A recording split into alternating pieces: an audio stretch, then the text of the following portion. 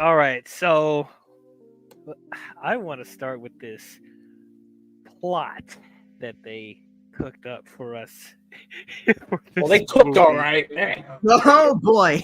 And when I say cooked, I mean they just heated something up in the microwave for a minute, and it's like it's not fully warm enough. Like there's some parts of it that's hot, but then there's still some of it that's kind of like a little bit cold. So they should like reheat it again, but they don't. They just eat it like where half of it is warm and there's a little bit of it's cold. That's how this movie is. But anyway, um, so the conflict is that Null is imprisoned in his world, his planet, wherever he is, and he's sending his giant cockroaches creatures from a quiet place.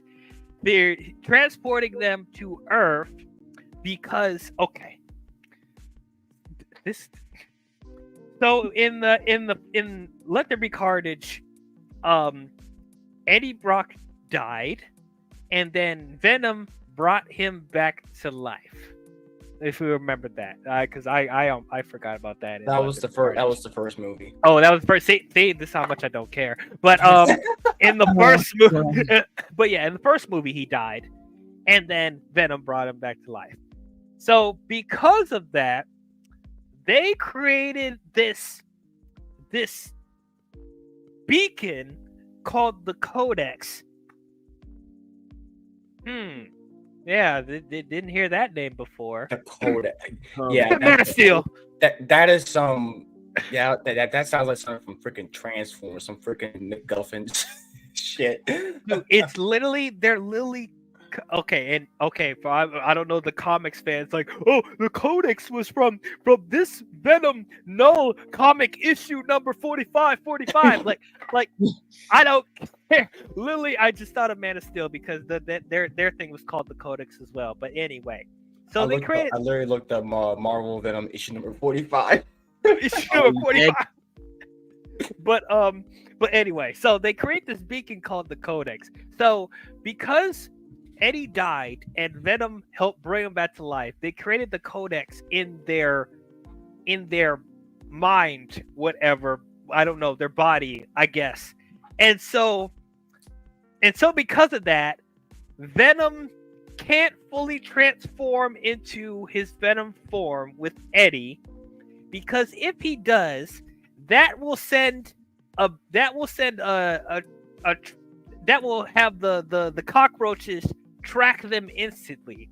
So the cockroaches have to extract the codex from Eddie and Venom in order for Null to be free from whatever bind or prison that he's in from his world. And then when he gets that codex, he's going to be able to control all the symbiotes and take over the universe. I have so Honestly, many questions. I have honestly, so many questions. Go ahead. I will now. I'm forgiving a lot of dumb shit, but if we're going for that logic, right? So if a person dies, remember Eddie died in the first movie, Venom brought him back to life, right?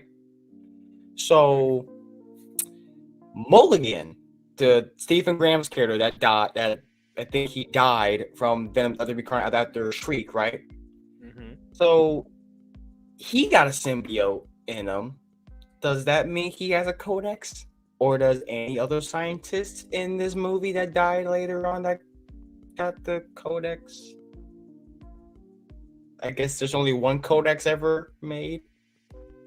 And there's a whole other can of worms too with the symbiotes that binded with the humans there. So because there was this whole thing that they established in the first two movies where it's like there's a specific being or human that is compatible with certain symbiotes.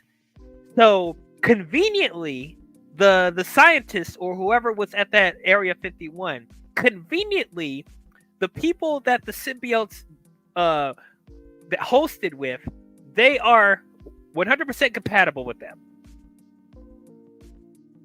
But whatever. I'll turn my brain off there. That's fine. All right. So conveniently, they're all able to sync with the symbiotes, and nothing was wrong. Okay, fine. Whatever. But okay. So going back to Null trying to free himself from this prison, right? So wait. If you are stuck in your world, how are you able to create portals to transport your cockroaches to the planet? Shouldn't you be able to create a portal to transport you to wherever you want to go? What is keeping you imprisoned? That's what I want to know. With all the stupid exposition that they want to spat out in this movie, the one thing that they fail to explain is how is Null imprisoned? How does that work? Like, what is going on with him? It's kind of like it really reminds me of Revenge of the Fallen, where when a Prime dies, the Fallen rises. You remember how Optimus Prime died in that movie, and somehow, like, at last, Primus, he just gets off the chair, and like he suddenly like.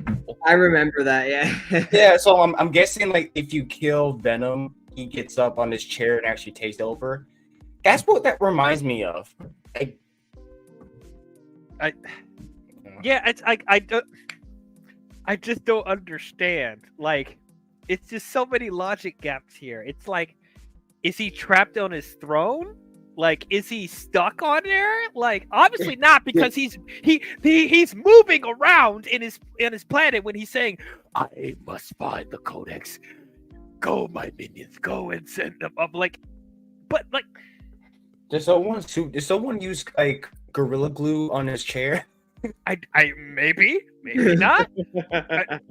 I don't know. Also, I didn't realize that Andy Serkis voiced Null, which cool. It's Andy Serkis. I mean, he had a cool voice. He has a cool look, but that's kind of it. They don't utilize him. Pretty cool, I will admit. I like the casting, but they don't utilize him. Like, and he's marketed as like this big bad villain. It's like that's the biggest crime. He's not even the main villain. He's not. It's just like he's a catalyst for stuff to happen, but he's not the main antagonist. Like, there's no confrontation between Venom and Null. And it's like, and here's what's confusing to me. If they're trying to set him up for future movies, but this is Venom's last film, like, the only way I could see him actually coming back is like if the Sony, God forbid, if the Sonyverse continues after this and they still want to do this Sinister Six bullshit. Like, I don't know how they can do it at this point with after what happened in the ending. Right, like if like, is the Sinister Six going to fight? No, or are they hoping? Are they praying to God that Disney and Marvel Studios and Kevin Feige will actually look at Null in this Venom film and think, "Ooh, Null is really cool. Let's do something with him in the MCU and have him fight Tom Holland's Spider-Man." That's how they want him to continue with Null. And do you think for 1 second that Kevin Feige is going to look at Null in this movie and think, "You know what? That's genius. Let's bring him into the MCU." Hell to the no. No way.